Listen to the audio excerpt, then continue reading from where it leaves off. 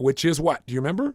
Options. So I say, okay, what are my options? What are the ways that I can get this done? I can meet all 6 of these outcomes. My brain's first answer is there are no such options. So I said, okay, stop and think this through. There are options. There are always options. And that's the belief you got to operate from. You may not like them, but put them all down. So I said, okay, first option. I pick up Gorbachev and I attend the Bush conference and I go ahead in spite of it all and I cancel and try and reschedule the infomercial. That's one option. Okay, what's another option? What's the second option? Well, I could go do the infomercial in Fiji and I could cancel the Bush event and not go and not provide Gorbachev the flight. No, I don't like that. That wouldn't be good. I said, doesn't matter. Don't evaluate it yet. Just get the options down. Okay, what's another option? Because what's our rule, by the way? 1 option is no choice. 2 options is a dilemma. 3 options or more and you have choice. So I tried a minimum of 3. I said, okay, what's another option, another choice? I went, well, I could do the Gorbachev-Bush event and maybe I could just shoot the infomercial in 2 days. That sounded really good. Now, for a while, I decided to look at that. And I thought, okay, if I leave on Wednesday, I could arrive in Fiji on Thursday and I could shoot the infomercial Thursday and Friday. And I thought, wow, my partners won't be happy with that, but that's a possibility. And then I realized something. You lose a day when you fly to Fiji because you cross the date line. So if I did leave on Wednesday from the Bush event, I would get in Fiji on Friday on actually the day they're going to leave. So I went, all right, well, I mean, I've shot an infomercial in a day and a half before, years ago. Maybe I could do it. Do you ever notice when you really want something, you start rationalizing a little bit? So I said, okay, there's another choice. Do the Gorbachev and Bush event and shoot the infomercial in 1 day. I thought, okay, that's interesting. Don't like that idea, but let me write it down anyway. So I thought, well, let's come up with one more option. I don't like these 3, but I have to think them all through. Let me think of at least one more. And I thought of a 4th option. I said, well, I could do the infomercial and I could still send Gorbachev the plane. So those are my options. None of them look terribly exciting. Now you're going to see the power of this decision-making process. These 6 steps, the OOC EMR, we call it the decision maker. The power of the decision maker is it's going to allow you to start finding the best out of each of these and put it together maybe into a hybrid solution that's better than any one of these by themselves. So here's how it works. What have we done so far? We've done the O and the O. What's the next step? C, which stands for consequences.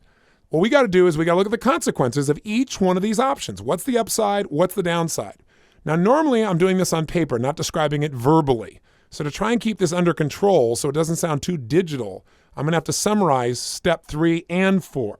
What's step 4?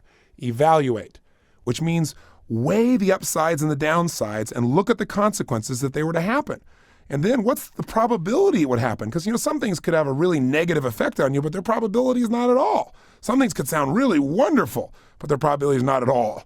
I mean, will the upsides of this option give you a plus 10 experience, something you really want, or a medium experience like a 5, or a totally negative experience like a minus 10? And again, what's the probability of this happening if you choose this option? Like 0 is there's no possibility, and 10 is 100% probability. Because remember, we're making our decisions based on probability. No one knows for certain. So let's take a look. If I do option number 1, if I pick up Gorbachev and I attend the Bush conference and I actually cancel and try to reschedule the infomercial, what are my upsides? Well, I get to experience the history. I get to have the impact. I get to be one of the 100 people. I get to learn maybe what ended the Cold War. Now, when I do this on paper, I actually go through each one of these things and say, okay, what are the consequences? I say, well, if I do this, I pick up Gorbachev and I go to the Bush conference, that's going to be a plus 10 experience for me. I'll totally enjoy it. Totally great for my life. Then I evaluate the probability that I'm actually going to get these things. And I thought, it's like a 9 or a 10. So I say 9 to be conservative, of course, because I make decisions from a conservative level, not overly optimistic, or you're going to be disappointed. So now I look at the downsides. I say, okay, what are the downsides? And you list them each individually. So the downsides are if I go pick up Gorbachev, I attend the Bush conference, but I cancel the infomercial and try to reschedule it, oh boy. I look at my outcome list and I say, okay, yeah, I get some history, but here's the downside. My third outcome was to make sure Lisa was happy. Is that going to happen? No way. Lisa's going to be upset because she's already committed her time to this. So she might get angry and I might even lose her. I look at my outcomes and I say, will my partners be happy? No. Downside is my partners will be really unhappy. What else is a downside? Well, if I cancel it, they've already spent a bunch of money on flights, so I'll lose that money. And they will too. And also my partners and I will lose the revenue because if I don't get the show on the air, they're losing time on the air, they're losing income. So I say the probability of everybody being unhappy is a 9 on a 0 to 10 scale, and the consequences if everybody's unhappy is a minus 9.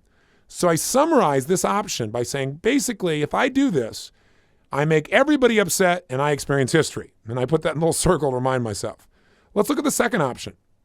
Well, the second option is I go do the infomercial for all 7 days and I have all the time to get it done. And I cancel the Bush event. And I obviously, since I'm not going to the Bush event, I don't pick up Gorbachev and I don't give him a flight. So I say, okay, what are the upsides? Well, the upsides are I get a great infomercial because I got time. Lisa's happy. My partners are happy. I have time to relax and recover and recuperate and get a tan. And I save $30,000. You say, how could that be? Well, I left this little part of the story out. A couple days after I tell Mr. Bush that, yes, I'll do this, I said, how do I contact Mr. Gorbachev? He said, we'll send you a fax. So we get the fax, and it lists how to contact Mr. Gorbachev and his itinerary, but it also lists all the people that need to be on the flight with him on the way to this event. And he has 12 people in his entourage. I'm thinking, how am I supposed to get 12 people there? I mean, I'm fortunate enough to have a small plane, but it's a Learjet. I mean, the most I can squeeze in there is 6 people, and that's uncomfortable. I mean, 5 is relatively comfortable. I thought, I can't do this. So my CFO, my chief financial officer, turns to me and he says, Tony, this is perfect. You can go do the infomercial and now you can bow out gracefully. You can say to President Bush, look, I really want to do this, but I couldn't. And besides that, Mr. Gorbachev needs a plane, but the problem is my plane's not big enough. And he said, then you don't have to do anything and it all works out fine. I said, no, I don't think that's a good option because I really want to go and I really want to give him the flight. I said, figure out a plane that I could charter, that I could pick up his entire group and myself. So he did his homework, and it turned out I needed to get a Gulfstream. Well, it would cost $30,000 round trip. So the upside is if I cancel this event and I don't pick up Gorbachev, I save $30,000 and I make my CFO very happy. Now, what's the downside? Well, if I do the infomercial but I don't do the historic event, I miss out on a once-in-a-lifetime opportunity to visit with the world's leaders that ended the Cold War. I miss out on learning some of that history. I miss out on the connection. Boy, that feels pretty lousy. And what's the probability I'll miss out? +10. If I don't go, I miss out. And what will be the emotional consequence for me? It's a -9. So I look at this one, I go, okay, what's the summary of this option? Well, if I do the infomercial for 7 days, I'll get a great infomercial, everybody will be happy, but I'll miss out on history and I'll be a Floby guy. I'll be king of the infomercials, but I won't do what really matters. That doesn't make me feel very good about this option. So I said, all right, let's look at a third option.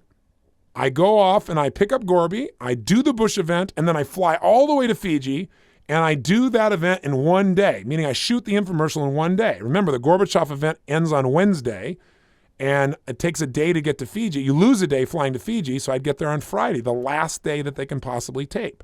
Last day Lisa has, last day the camera crew has. So I go, what's the upside? Well, I get to go to the Gorbachev event, so I get history, right? Probability is 10, consequences +10. I could still get an infomercial out of it that's really good. But when I look at the probability, what do you think I say to myself? Do you ever notice how you get real optimistic when you want something bad enough? Well, I looked at it, I was honest with myself, and I said, getting a great infomercial in 1 day, the probability of that happening is like a 3 or a 4. And I thought the consequences, if I get a lousy infomercial, is like a -7 or 8. Especially after we spent all that money, maybe it's a -9. So I said, okay, well, what's the downside? If that's the upside, it's not looking too good. The downside is that I miss out on creating a great infomercial by doing this because I don't give it enough time. And the likelihood of that is very high. The probability is very high, and the consequences are very negative. The likelihood is Lisa will be unhappy because she won't have enough time with me. We won't connect. My partners will be unhappy. I'll be physically burnt out, and it could rain. And I went through each one of those to figure out what's the individual probabilities of each one of those and the consequences of that. And pretty soon I went, I don't like that option. You go, Tony, it doesn't look like any of your options are working. Remember what I told you. When you first start doing this and you start doing consequences and you start evaluating, you're going to say, Robbins, I hate you. I'm just as confused as when I started this thing and I've written all this stuff down. Stay with it. I promise you, magic will come from it. You've got to go through this phase. Here's my fourth option. Do you remember what it is? I do the infomercial for 7 days in Fiji, so I have enough time. But I don't go to the Bush event, but I still send a plane for Gorbachev. Now, what's the upside? Well, I keep my word and then some. I mean, no one expects me, obviously, to rent a plane for Gorbachev when I'm not even going to be there. Secondly, I think, I got the possibility of connecting with him in the future. Maybe Mr. Gorbachev will say, hey, this guy's really great. I mean, he sent me a plane out of his own pocket, and he didn't even get to come. So maybe I could like have a lunch with him in the future, or maybe I could still find out about history from him in the future, one-on-one at a different time.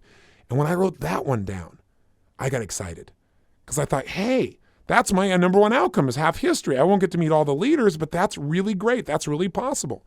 But then I evaluated it. What was my first outcome? History, right? Connection, learning. What's the probability that later on I'll get to connect with him again? And I thought, you know what? Probably pretty low. He's not beholden to me because I sent him a plane. He probably gets a plane from everybody. He's not going to remember me from Adam, and he never even saw me face to face. So I thought, you know what? The probability is probably really low, like a 4. If it worked out, it's a 10 in terms of consequence. It would feel good, but it's a feel-good thing that's not probable. Do you follow me on that? So I went from being excited to more realistic by doing this process. That's why it's so important to write it down. So important. I thought, okay, well, what's another positive? If I do the infomercial for 7 days and I send the plane, well, the obvious positive is the infomercial will be great because in 7 days, even if it rains, there'll be days where it doesn't rain. I'll have time to think it through. I'll be recovered, all the things we've already talked about. So what's the downside if I do the infomercial and I send Gorbachev the plane and I don't go to the Bush event? I said, well, I miss out on history. I miss out on the connections. I may never have another chance like this in my life. I miss out on all the networking. And Gorby gets a plane and doesn't even know who the heck I am. And in the end, I spend $30,000 and I get nada, squat, nothing. I thought that's pretty negative. So I go through each one of those individually. What's its consequence? What's its probability? And so forth. So when I'm all said and done, my summary of that one is, well, I do get a great infomercial and I get the chance at history in the future, but it's not likely. And I waste probably $30,000, but I get to feel like a very honorable man. $30,000 with the honor. I thought, all right, maybe that's what I should do. But I don't decide. Here's what I do. We're still in the evaluation phase, aren't we? I look at all these upsides and downsides, and I look at my summaries, and I go, okay, number 1, do Gorbachev, do the event, don't do the infomercial. Upsets everybody, gives me history. Forget it. That's not an option. I cross it off. I evaluate that one is no longer in the running. Number 2, do the infomercial and cancel the Bush event and don't send Gorbachev the plane. Well, it makes everybody happy. I get a great infomercial, but I miss out on history, and it could upset Bush. He may even feel upset. I'm sure he doesn't expect this of me, but he'd probably be disappointed. That's not an option. I cross that out. So I'm left with 2 options. Pick up Gorbachev, fly to the Bush event, come and do the infomercial in one day, or just do the infomercial and don't go to the Bush event and provide the plane. So now where are we? We did OOC, and we just started the E. So what's the next thing? M, which means mitigate. Now, what is mitigate? It's a big word. It just means we have 1 or 2 options left. In this case, we have 2 options left. We want to get the best possible choice with the most upside and the least downside, right? So here's how we do it. We look at those 2 choices and we say, which one makes sense to me of the 2? You can pick either one. I thought, it probably makes the most sense to go to Fiji, spend the week, connect with everybody, take care of my body, and do the infomercial and miss out on the history. But at least I got a chance for history in the future if I provide the plane. And if nothing else, I did the right thing and I can feel pretty good about it. And you can tell by my tone of voice, I wasn't thrilled with this idea. So I said, okay, let's look at the downside and figure out how to mitigate the downside. What's the biggest downside here? Well, the biggest downside is I'm going to lose $30,000, and I'm not going to get anything for it. So I think to myself, AOS. You go, Robin, you got some more letters? Yes, I think, okay, what's an alternative that I could use that could get rid of this downside? What's an addition? Or what's another option? Or what's another strategy on how to do this? So I think to myself, well, what could I get for that $30,000 that would be valuable from Mr. Gorbachev? That's not going to be difficult for him, and it's not going to be like a trade, but something he might be willing to do. And I thought, well, I've got these kids in Houston, Texas. I sponsor their college educations, and they're phenomenal. I've been with them since the 5th grade as their mentor. And they got to stay in school, and they have to keep a B average. And I've been mentoring them on leadership skills. Wouldn't it be awesome to have the man who ended the Cold War, or at least one of them, one of the most historic figures that these kids know, actually address them personally and say he knows that they're studying to become leaders and talk about how important leadership is and directly talk to them on camera, on video. I thought he could do that in 3 or 4 or 5 minutes max. I could send a cameraman there who could just ask him a question, and he could roll into the camera and say that to him. And you know what? I could even ask him some question like, what ended the Cold War? Maybe I'd find out at least by camera. I get my question answered through someone else. And I got really excited about that because I thought, you know what? He could easily do that in 4 or 5 minutes. That's probably not too much to ask since I'm going to send him his own plane. And if he did it right when he came to the plane, like we made it really easy for him. I thought, okay, what's another downside? Well, another downside is I miss out on history. So what's a way to mitigate that? What's some addition or some alternative or some other option or strategy? And I thought, well, what if I call President Bush and I just tell him the truth and I say, look, I really want to do this. I mean, I'd move heaven and earth for this thing, but I can't upset all my partners. I can't do this to Lisa and everybody else. I have to be honorable about this, and I have to do it in a quality way. But I'd really appreciate it. And also, Mr. Gorbachev needs a plane that's bigger than my plane. But you did ask me, and I want to help you out, and I'm willing to do more than my share. And I just want you to know I'm going to send a Gulfstream to pick up Mr. Gorbachev, even though I can't even be with him. And I hope that if in the future another situation like this comes up, or if there's a chance to maybe have a lunch with you and Mr. Gorbachev at some time in the future, I'd really appreciate it. And I thought, yeah, he'd probably do that. So now once you come up with your mitigations, they're kind of like other options, aren't they? So now you got to do is say, okay, what's the upside and downside of these? I said, well, the upside of asking Mr. Gorbachev is I get a videotape that I can use for my kids, which is great. That's worth $30,000 for me because it's historic. And maybe I'll learn about history. What's the downside? He could say no. Who cares? I'm the one providing the plane. There's no downside there. So I decided to do that if I use that option. Then I say, well, what about talking to President Bush about this? He's such a reasonable man. He'd probably work really hard to try and make this meeting happen for me again. But I thought, you know what? I don't want to do that. I don't want him to feel obligated. I don't want him to feel like, he had to do something for me on this. I want to do something for him. So I said, you know what? He'll eventually find out what I did. And when he does, that's fine. If something comes out of it, great. If not, not. That's all. So I resolved that. So you say, okay, Tony, so you've resolved then to do that. I said, no. First, I got to look at my other option and mitigate it. Something may come out of that. And boy, it's a good thing I did. Because what was my final other option? What was number 3? I pick up Gorbachev, I go to the Bush event, and I shoot the infomercial in one day, right? Well, we know the downsides of that one is I'm not going to get a great infomercial if I shoot it in one day, and everybody's going to be upset with me. And I'm going to be physically burnt out, and it could rain. So how do we mitigate this? What's an alternative to consider? What's another addition? What's another option? What's another strategy here that could still get me my big goals? What are my top 6 goals? Go to the event and experience the history, have a great infomercial, make Lisa happy, make my partners happy, make my wife happy, and physically take care of myself. Remember those 6? Okay, now, how do we do that? I thought, okay, well, if one day is not enough days to do a great infomercial, how many days do I really need?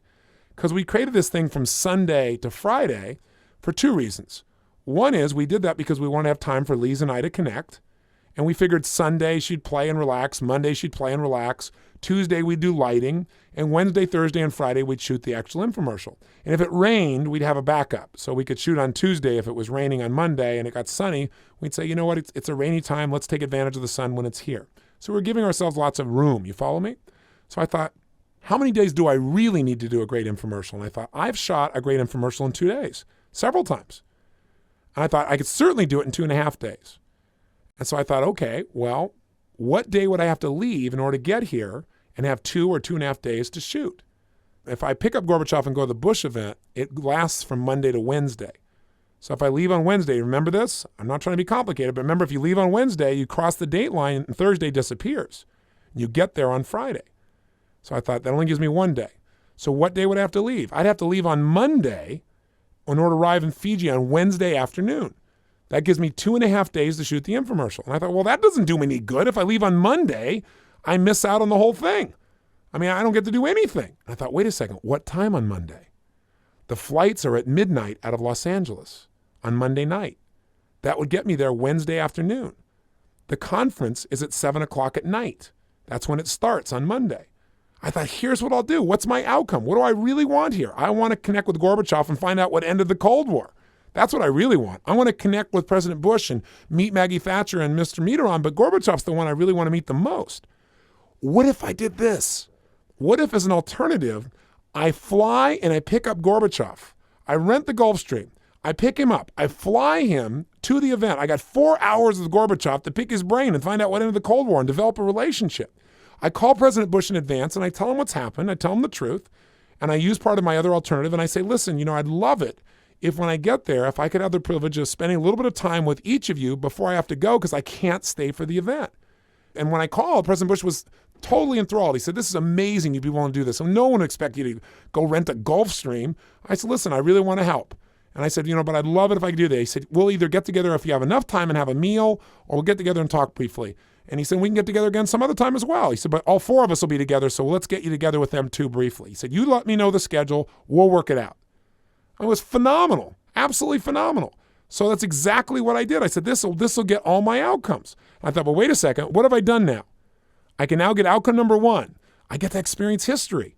I get to connect with these leaders. I miss out on the event. I don't get to network, but I get to connect with the biggest leaders. Second, I get to do an outstanding infomercial because I have enough time.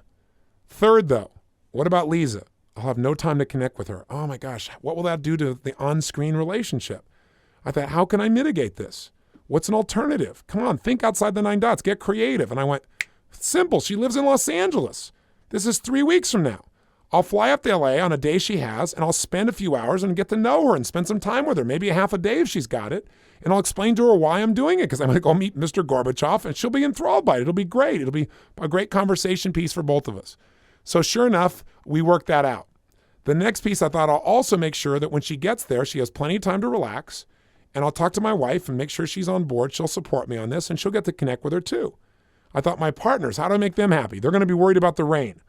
I call them up and say, listen, it could rain for 7 days. It's Fiji. I mean, it's beautiful. It's green. So it could not rain at all. It could rain if I was there for every day. So what we need to cover our tail anyway is to have an indoor location. A location that's indoor but opens to the ocean. I have several incredible places where we can shoot that. Pick those locations. Also, you won't be wasting any time. Do all the lighting before I get there. Do the B-roll shots. And walk around with Lisa and do the shots with Lisa that you got to do anyway. And also, let me help you out. I'm going to talk to Mr. Gorbachev, and I got to brainstorm. I'm going to be talking to him about doing a little interview for my kids in Houston. And I said, I'll also see if they'll allow me some B-roll of the meeting I'm having with him. And then you can show that in the infomercial of some of the leaders that I meet with. Now, they had a reason now to say yes. They were excited about it. So now the only thing left is, how in the heck do I do all this and show up physically in good shape? Because I sat down and figured it out. My own appointment in New York that was going to happen 2 days before that canceled. So I didn't have to be in New York now. So to do this process of what I committed to here, here's what I had to do. I had to jump on my own plane and fly for 5 hours to New York on Monday. I had to pick up Mr. Gorbachev, pick up the Gulfstream, fly to Colorado where the meeting was going to be, which was, 3 hours, I think, 3.5 hours, maybe 4. Then I'd have to meet with Bush and everyone else, then jump on my own plane, leave the Gulfstream for President Gorbachev, fly to Los Angeles, which would be another 4 hours or so because you're going against the wind, jump on a plane, and then here's the kicker. There's 1 day a week in which there's no flight to Fiji that's direct. You have to fly to New Zealand, which is 2 hours beyond Fiji. So now I got to fly 13 hours to New Zealand, have a 2-hour layover, take that layover, and then jump back on a plane, fly back to Fiji for an hour and a half or 2 hours, then jump on a plane in Fiji, a small plane to my private island. When I figured it all out and mapped it out, it was going to take 27 hours to make the trip in total. I thought, oh my God, this is unbelievable. But I thought, you know what? I want my outcome. It's worth it. So the question is, how do I mitigate this? How do I show up refreshed after 27 hours of flying? There is always a way when you're committed. So I said, okay, here's what I'm going to do. I'll fly to New York. That's easy. I'll do work on the way there. I'll pick up Gorbachev. That time will fly by. I've got him for about 4 hours, actually, and I'll pick his brain. It'll be wonderful. Next, I'll fly in my plane back to Los Angeles. I won't need the plane. I'll be so excited about what happened that I won't even notice the time. Then on the big plane, I usually don't sleep. I'm going to sleep because I have to. Somehow I'll sleep, whatever I can. And I'll sleep as many of those hours as possible. But then I thought, man, I'm going to be so jet lagged. How do I get out of it? When I land in New Zealand, instead of sitting in the little area for 2 hours making myself buggy, I know what I'll do. I'll carry a separate bag on the plane with my running gear. And what I'll do is, I've got 2 hours. I'll go outside, I'll throw on my running gear, I'll go for a run, I'll come back through customs, I'll get a quick shower, I'll clean up, and I'll be ready when I land in Fiji to rock and roll and shoot the show. And that's exactly what I did. So do you see what's happened here? I finally went to the final step, resolve. What I'm going to do, I've resolved that I'm going to pick up Gorbachev, I'm going to attend the Bush event just for an evening, meet all the leaders, jump on the plane and shoot the infomercial in 2.5 days. I'm going to make sure everyone's supported and I take care of my body. And I got a plan to do all that. Plus, now I got this videotape as well, which I wouldn't even come up with before for my kids because Gorbachev did agree to do it. So now what's the final step? I've resolved, but when you resolve, you got to make absolutely certain that you really resolve. You don't just decide in the moment. What that means is once you decide something and resolve it, you cut off any other possibility. You don't go back and say, oh, well, maybe I should reconsider my other choice because it doesn't look too good right now. Because you'll make yourself crazy if you do that. All successful people, once they decide, stay by their decision. And if they're unsuccessful, they change it constantly. That's why they never achieve anything. So yes, you got to be flexible, but once you resolve something, you got to stick